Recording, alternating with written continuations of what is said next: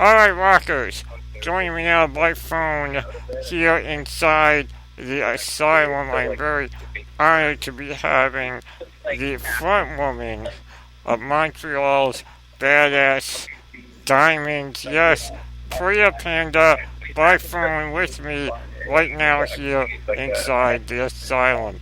Priya, how are you? What's up? How you doing? Good. How are you, man? I'm I'm sitting on the good. back of a boat right now doing this interview. It's pretty cool. Oh, I'm jealous. I'm jealous.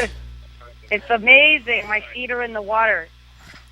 Now, see, now that, if that isn't the rock star life, I don't know what Mm, is. it's relaxing, all right. After a 34-hour drive, I think we needed a little bit of relaxing. Yeah, absolutely. Yeah, you guys are right now doing a bunch of dates all through Canada. How have those dates been going for you guys? It's probably been our best tour so far ever as a band. Just the response has been amazing. People in the audience know the words to our songs because our record's out in Canada already. So the feedback's been pretty much amazing, and yeah, the shows have been hot, sweaty, and we can't be more happy about it. We're already excited to come back to all these towns. So Yeah, it's awesome. Yeah, the new album, Never Wanna Die, already out now in Canada, scheduled to come out here in the States and Japan, and worldwide this coming Friday, the 4th of September. And, let's get right into it with the album. It's been 3 years between your last album and your new one. Was there anything in particular that caused there to be a kind of a 3 year delay? Was it touring? Was it writer's um, block? I think we just had a lot of ups and downs over the last couple years. We, for us, it just took that long. We weren't rushing ourselves. We were just kind of working on it, and just I think that's why the record was like the most natural and um, kind of sounding record we've done so far. It kind of came out of us, and we were ready for it. The delay was basically we spent a lot of time touring the Bad Pack. We probably played over 300 shows in support of the record, um, at least over the last couple of years. So that, you know, we just didn't get into the studio until we got into the studio. When you guys went to go into the studio to finally work on Never Wanna Die, did you guys have stuff written already from while you were out on the road, or did you guys just kind of go in and just say, all right, we're in, let's do this, and let's bang it out? I think before we recorded, a lot of our songs were already written. The only thing was that some of them kind of changed a bit in the studio because we'd record them and be like, why don't we try this? Why don't we try this? Why don't we try this? It's a freedom that we've never had before in the studio. And so, some of the songs changed from their inception to their recording, which is great. We had the time to do that. Some of the songs we test drove on the road for a couple years, so we knew exactly how they wanted. They had already kind of been, honed before we recorded. So when we recorded, they're pretty much exactly how they're ready to go. But all the songs kind of had a different, we took each song and treated it as an individual song. None of the songs were, oh, this is a filler, or let's not spend time on it or whatever. We spent a lot of time on every song, and until we were happy with it, we didn't move on. You guys put together a very solid album from beginning to Thank you. end. I mean, it's a 10-track album for those that don't have it, and here we are in a day and age where bands putting out albums with 10 or more songs are kind of becoming a rare occasion. So I gotta credit you guys for actually putting together a full album of of 10. Thank you. Thanks. I'm glad you like noticed our hard work. It means a lot. Yeah, absolutely. And I gotta say, listening to it, I kind of like the positioning of two of the tracks on there. You've got two great songs, Ain't That Kind of Girl and Secret. And I laugh listening to them because, Ain't that Secret, kind of girl? And what was the second one you said? Secret. Oh, Secret. You like that one? Cool. Yeah, both They're of, almost like two exact opposites. One's are one of our most aggressive, kind of like upbeat, drum kind of bass songs, and then the other ones are kind of like our driving power ballad kind of thing. So they're kind of both ends of the spectrum for that album. yeah, definitely. I love your way that they're kind of back to back with each other because it gives not only a nice feel for what you guys are capable of as a band, but also lyrically as well because Secret lyrically almost goes against what the lyrics are on Ain't That Kind of Girl. So it's kind of Oh, that's interesting. yeah, it's kind of a total flip going from one to the other.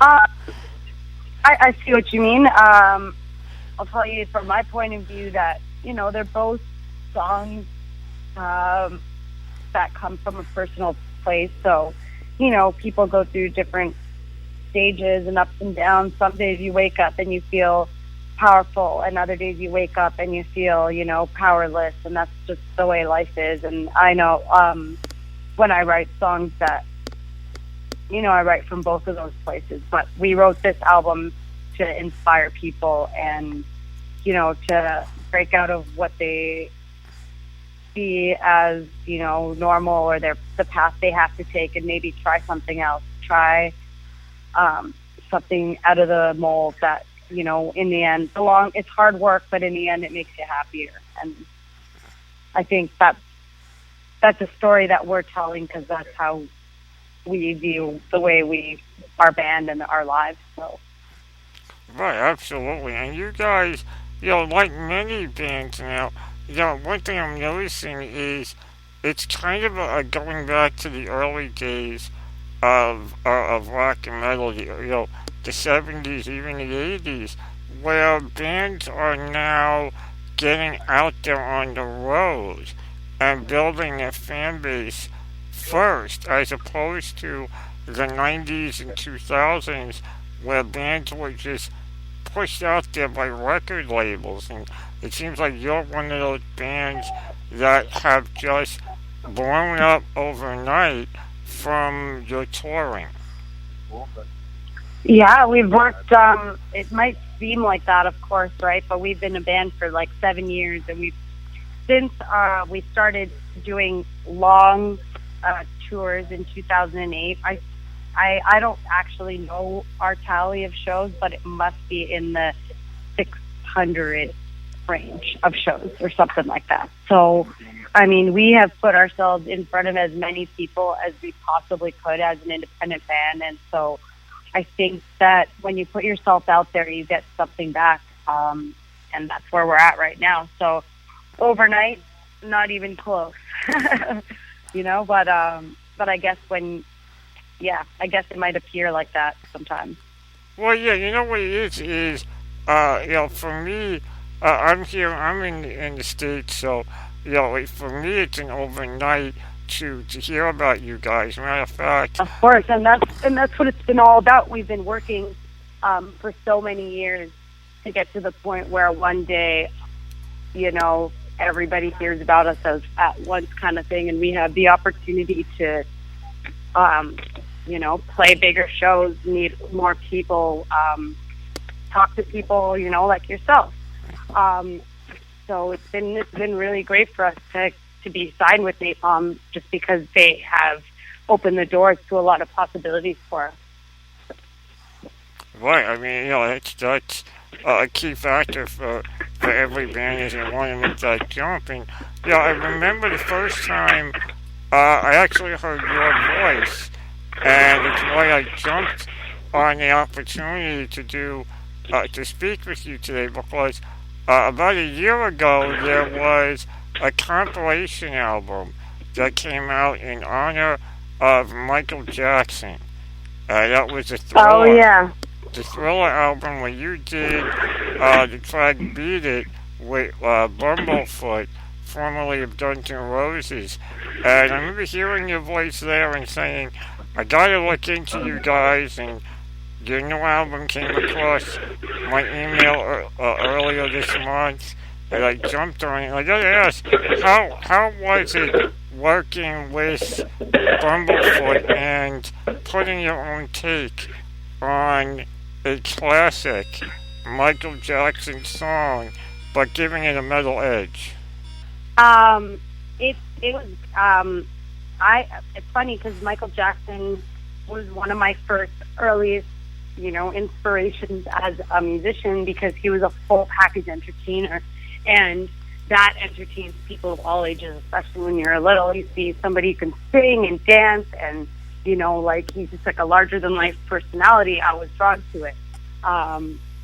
So I was a little bit, Michael Jackson is, they don't call him the king of pop for nothing. So it was a big, undertaking, and I wasn't, I was initially a little nervous about doing it just because I was like, I don't, you just don't know.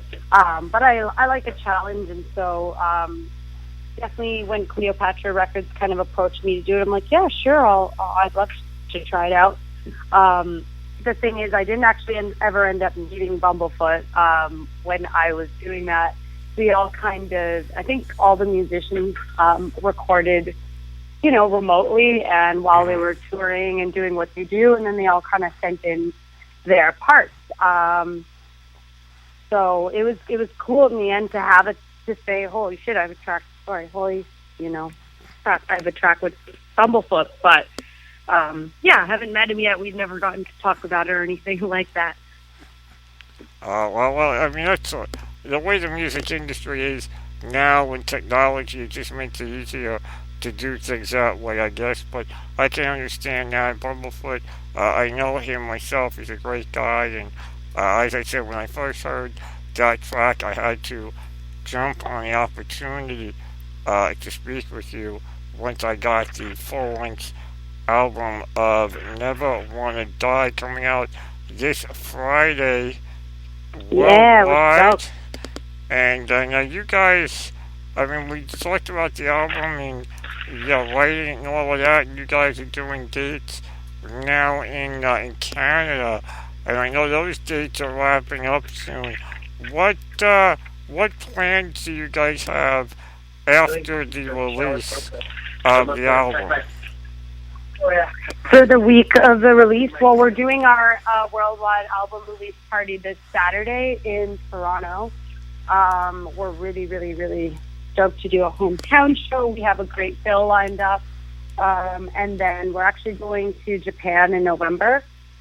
So that's kind of like our way to launch the record out there. We've never gotten to go out to Japan, and of course that's something we've always wanted to do. And then we hope to be in the United States in the we're planning for the end of this year and the early part of next year. So we're gonna be in your face a lot.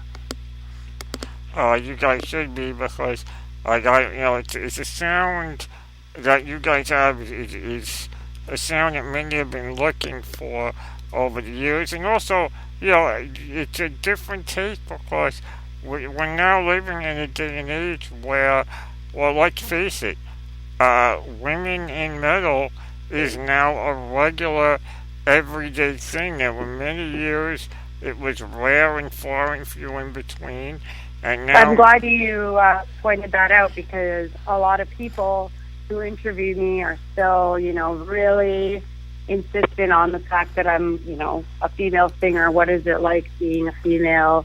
What is it? What's the differences? And I'm like, I don't know if they usually ask men what it's like. Hey, what's it like being a dude and fronting a metal band? Like, they don't really ask them that all that often. So hopefully one day it won't be on people's minds. It'll just be like their band. They're not a female fronted band. They're not a male fronted band. They're a band. They rock. That's the goal. Exactly, and that's really how it should be. Yeah, I'll be honest. I'm actually surprised to hear that you still get that kind of a question from people, considering we live in a day and age where there are so many more women out there in rock and metal now than there ever has been. Yeah, I would say that that's the case. Yeah, I mean we're still the minority. Don't get me wrong. Um, but you know,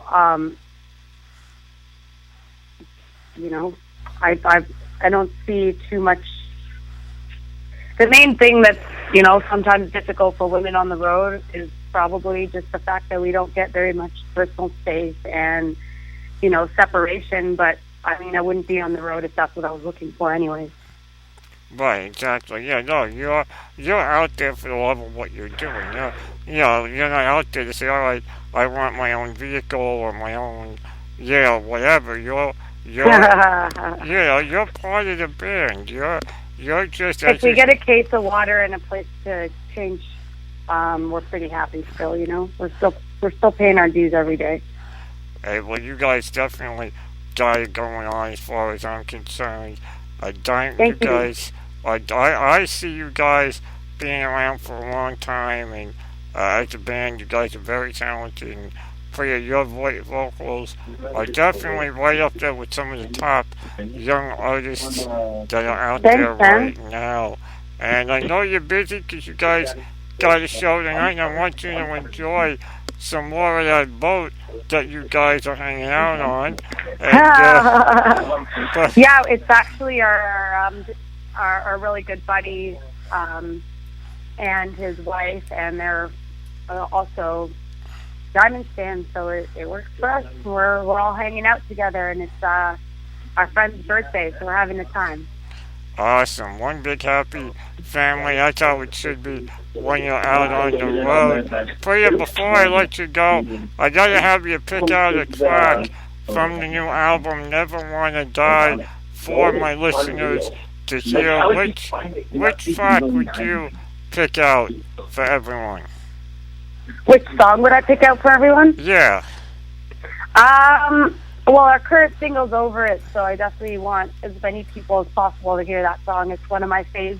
I love performing it, and I think it has a powerful message. Because to me, that song's super important because rock and roll saved my life, and that song kind of has that message in it.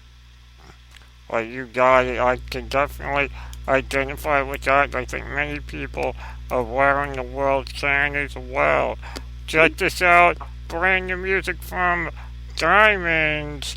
This is Over It here inside the Asylum. Don't go anywhere more. Still to come.